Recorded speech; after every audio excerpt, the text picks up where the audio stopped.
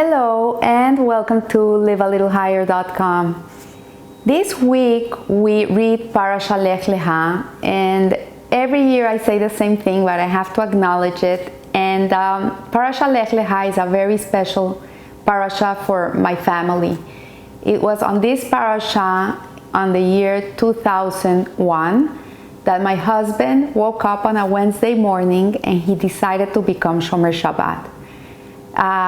We hadn't even talked about this. I wasn't expecting this. I had made my home kosher the year before, and on this Wednesday of 2001, I guess it's 19 years already, he woke up and he says, "Don't ask me why, but I have this need, I have this urge, and I have to become Shomer Shabbat."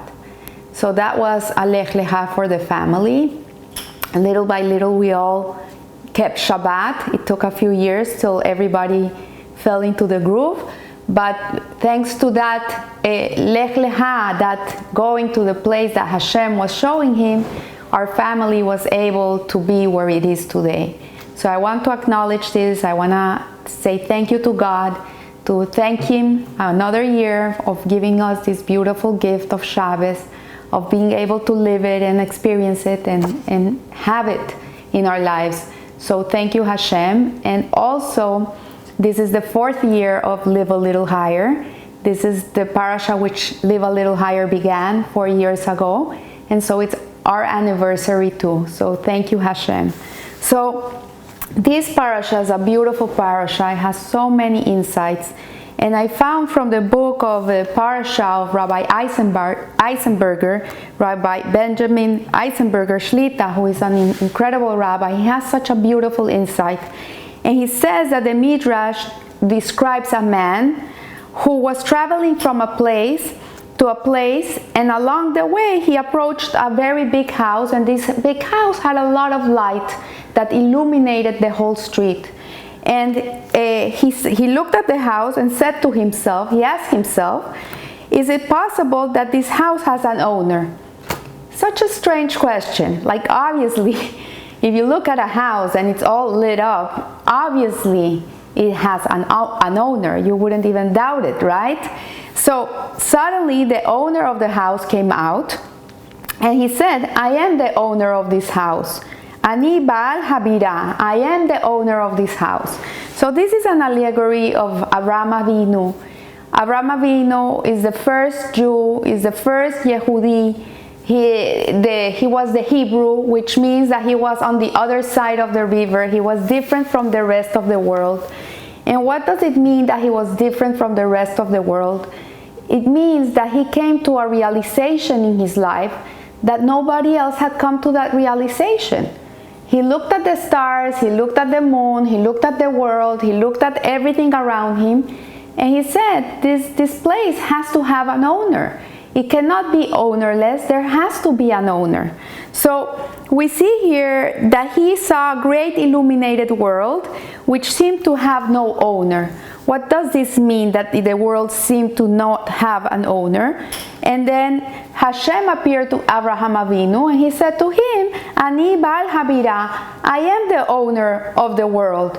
So we see that this Midrash, which is a famous Midrash, has a lot of questions. It has a lot of questions. We question ourselves, how can it be that there had been 20 generations from the creation of the world till Avraham Avinu? Nobody else thought that there was an owner of the world. There were great men before him. We had Hanoch, we had Mesushelach, we had Noah, we had Shem, and we had Ever. These were great spiritual people, and they had a connection to Hashem. So how can it be that Abraham was the first person that came with the idea that the world had to have an owner, that there was someone that owned the world?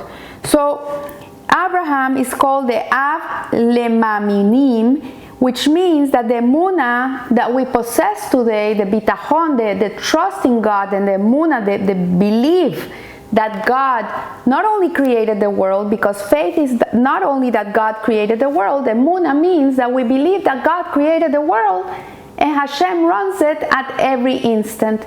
He's not somewhere in a big palace up there, hidden from the world, and he has nothing to do with us.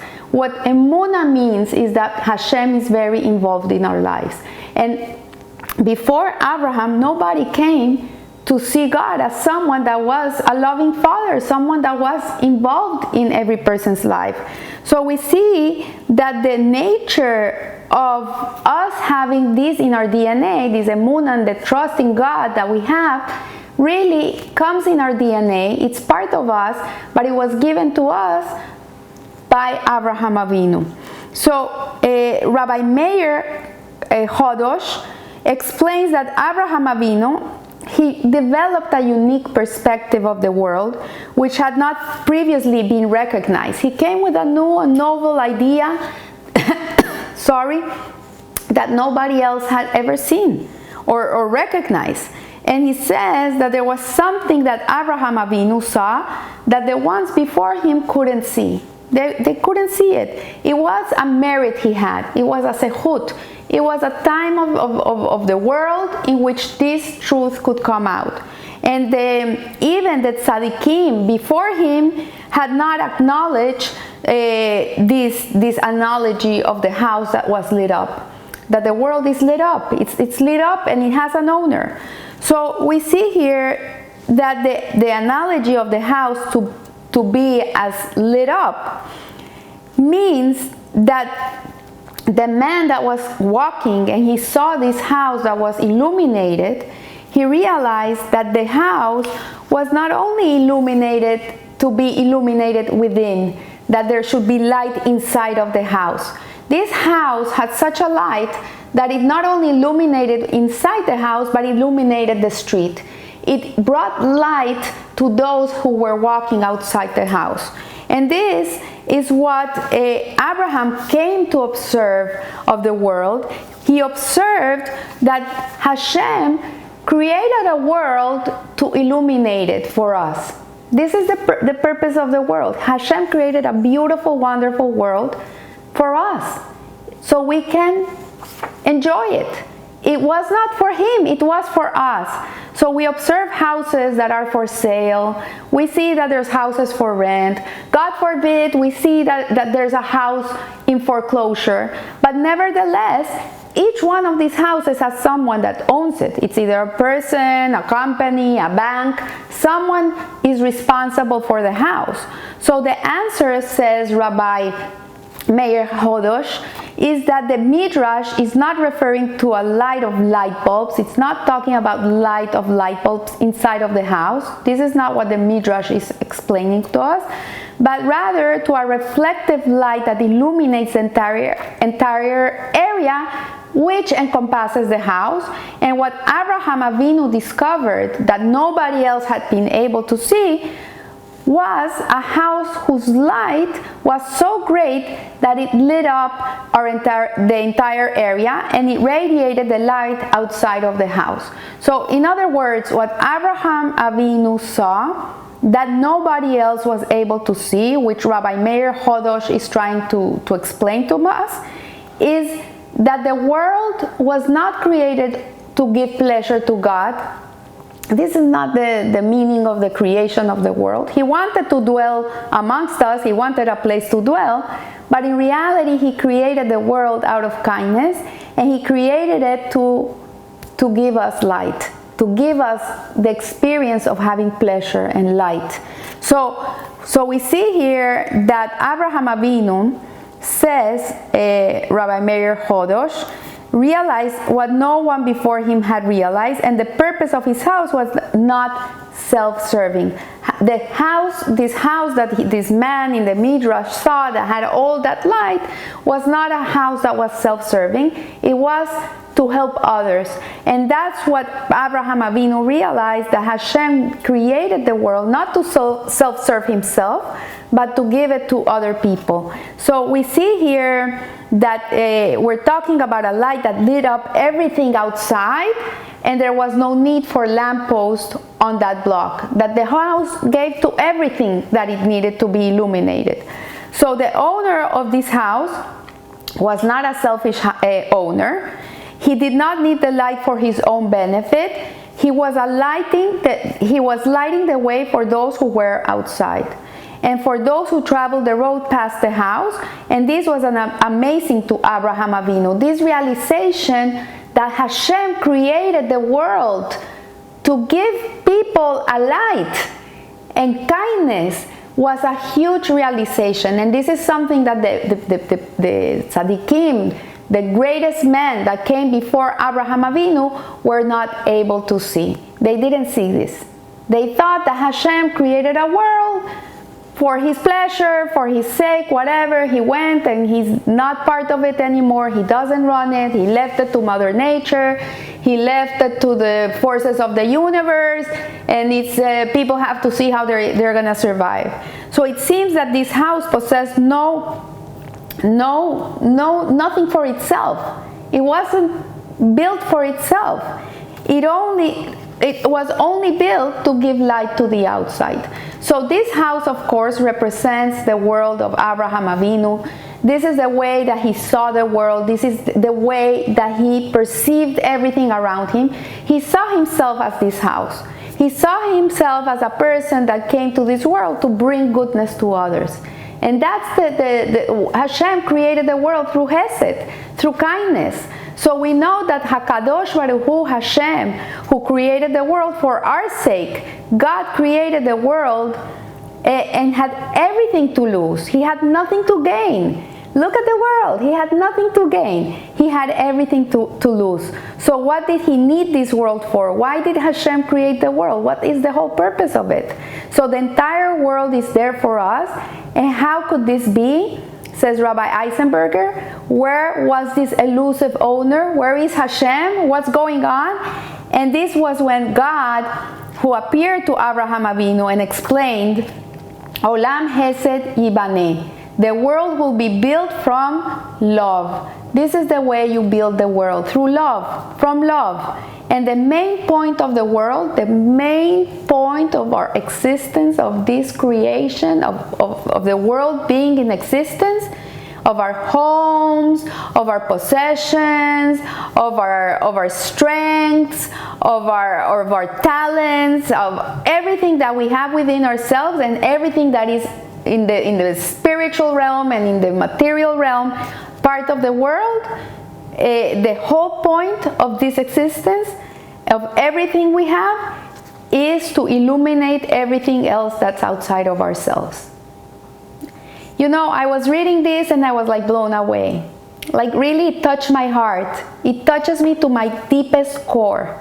Because yes, we come here, we know we have to do mitzvot, we know we have to be kind people, we have to know that the world runs through love, and the whole Torah is about that, about mitzvot and kindness and love and hesed and love your fellow like yourself. But this concept that everything we have, everything we possess, everything, internal, external, everything, is to illuminate everything else that is outside of ourselves. I love that. I love that. And it is to benefit all those who are outside of our beings. And I've learned it through Hasidut about the ego and about being selfless and about nullifying myself for the service of Hashem. But I don't know why this concept of Rabbi Eisenberger really resonates, and it makes so much sense. You know, today I received the weirdest WhatsApp phone call from South Africa. And I didn't answer the phone because, you know, we receive all these phone calls from everywhere in the world that are just like, they're trying to sell you something or steal from you. So I didn't answer. And so this person sent me a message, and he said to me, can you please add me to the WhatsApp group? And he gave me the name of that WhatsApp group. And I said, wow, this is strange. And I answered back to him. I said, look, I'm part of that WhatsApp group, but I'm not the person in charge of this WhatsApp group. I live in Florida, and I'm not the administrator. I'm just someone like you that is inside, that I listen to this shiurim every day. And he says, so what do I do? So, you know, I could have said to him, you know what, I don't know. asked someone else. I live in Florida. Or I could have just disregarded the message. I could have blocked the person. But you know what? No. I went to the WhatsApp group. I looked for the administrator. I copied and pasted the number. I sent it to him and I said, this is the person you have to contact. I did the homework. I have no idea who this person is. He has no idea who I am. It's just two people communicating from two different sides of the world, and there's kindness involved.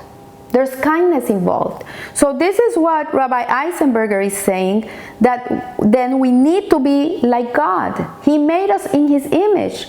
I will make a man in my image. This is the whole thing.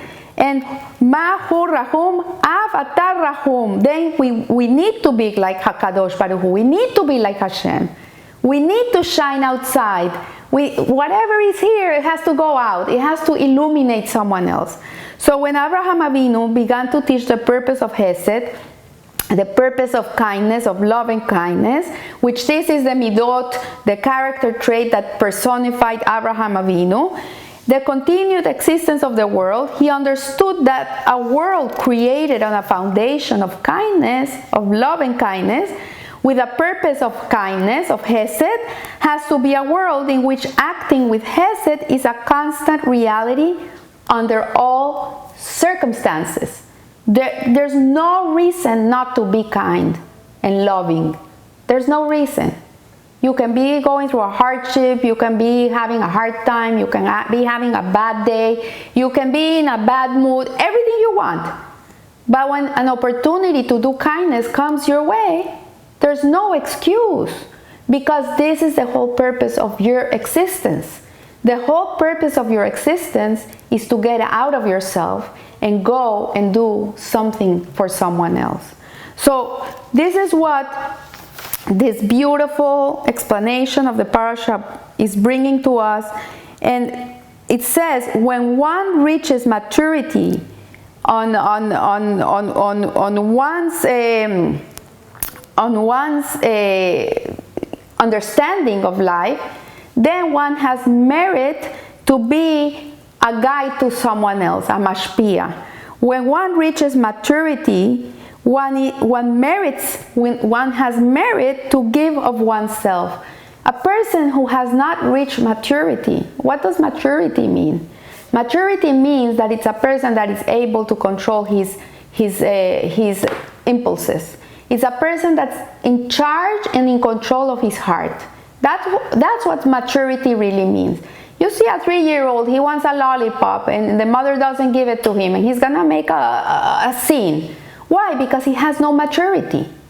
But imagine a grown-up, a 40, 50-year-old person, 30-year-old person, that someone tells him, no, I'm sorry, I cannot give you that, and the person starts screaming and doing a whole scene. That's a person that has no maturity. So in reality, what he's saying is that we merit to give of ourselves when we gain maturity. And says Rabbi Yerushem, so too in ruchnius, in spiritual matters, if you reach completeness on any level, for example, you're able to control your anger, or you're able to control your impatience, or you're able to control your mouth or your thoughts, any level, you will find in yourself the desire to give of yourself to others. When you're able to be complete, hopefully in every area of our lives, that's the whole purpose of our existence. That's why Hashem gives us a lot of chances. But if you're complete in one area of your life, then you have the ability, you have the desire, is awakened in you to be able to reach out to others. And any greatness we reach in any area of our life will give us the urge, the desire to share that light, to share the wealth, to share the talent, to share the wisdom, to share the insight, to share the emotions. And so that's the foundation, says Rabbi Yerushem, of Abraham Avinu. That's the foundation of him. That he was such a complete human being that he wanted to give to others. Abraham Avinu reached this completeness, and he became a gadol, a great, great person. And the ability that we see in him was that he had that ability to nurture other people. We see that when he had the Brit Milah, and it was the third day of his bris, which is a surgery, and if you do it when you're 100 years old, you can imagine, 99 years old, how painful that must have been.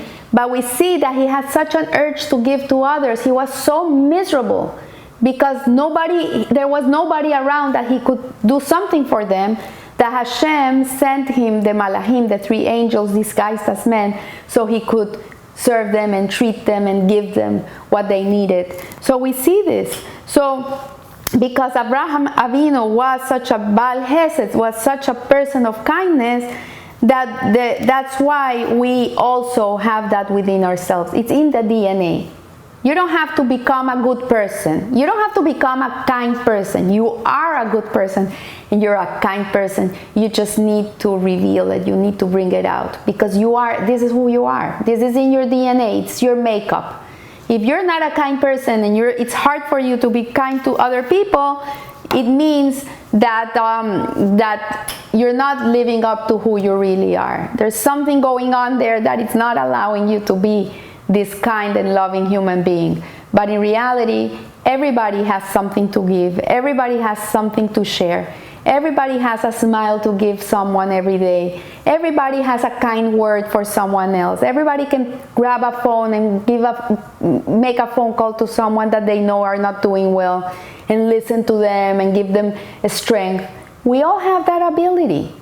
We all have that ability, but in reality, the only way in which we can do this is when we get out of ourselves, when we are not so into whatever is going on and we're looking outward of what can I do for someone else, regardless of my situation. So may Hashem bless us, may Hashem give us the blessing, the merit to be able to be a light to the world, to be able to illuminate everything around us.